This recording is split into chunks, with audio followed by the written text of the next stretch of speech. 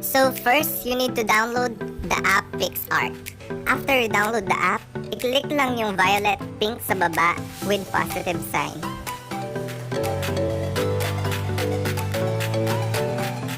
And after you click it, punta tayo ngayon sa mga backgrounds. And napapansin nyo naman siguro sa Facebook, lagi nilang ginagamit ang white background. Pero nasa sa inyo rin yan kung gusto nyo bang iba-ibang kulay yan or anong favorite color nyo, pwede nyo silang gamitin at palitan. Next, i-click na ang sticker. Next, i-search mo lang sa search bar kung anong gusto mong effects or smoke effects. Karamihan din kasi sa mga gumagamit nito ay smoke effects ang mga ginagamit nila. So, ayan na nga mga katsena. It's up to you if what is the color you want to use.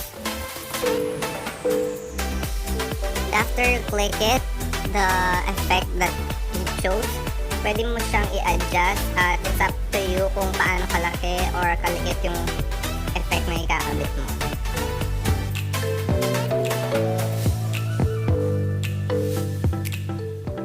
And after you adjust the effect, click apply.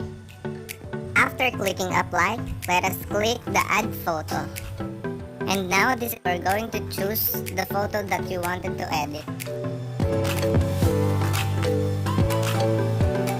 At ayan mga katsena, nasa sa inyo ulit kung anong size or laki or liit ng picture ang gusto nyong ikabit. And now click effect.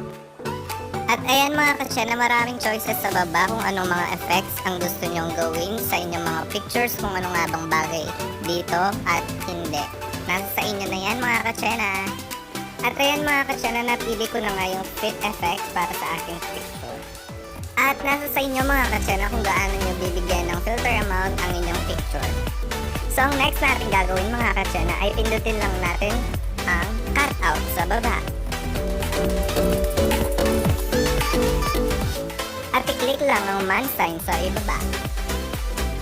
After you click it, let us now erase those excess color red sa ating photo.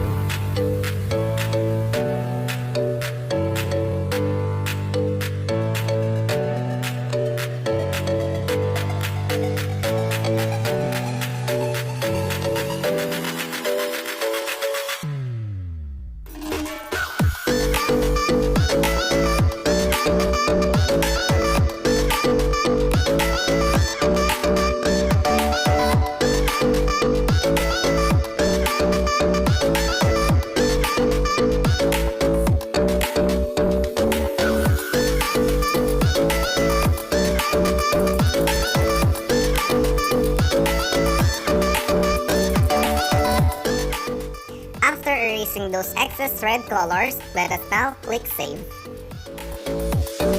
At ayan mga katsena, nasa sa inyo kung paano nyo ikakabit sa center ang inyong photo.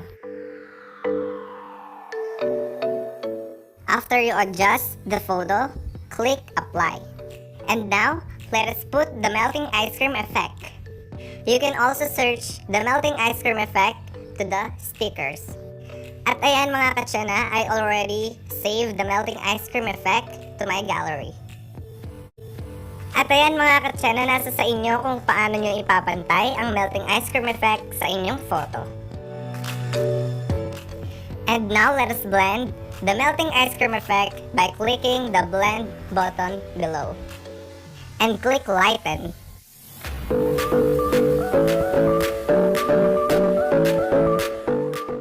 After fixing the melting ice cream effect, let us add more effects. And click the sticker down below and find a lot of effects. So I'm gonna use the circle border.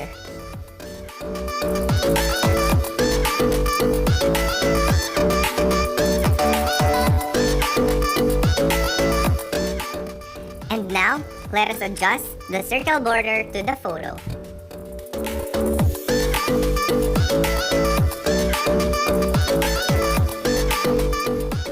And now, let us erase the excess lining to the photo.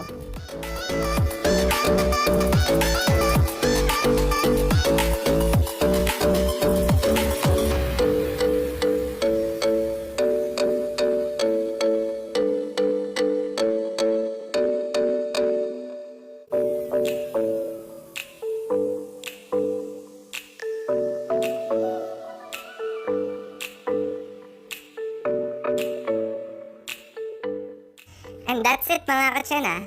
Now, click next. And to save the photo. And that's all for this video mga katsena. I hope na nagustuhan nyo ang video na to at sana nakatulong ang video na ito para madagdagan ang skills nyo sa paggamit ng PICSART at pag-edit ng mga pictures nyo.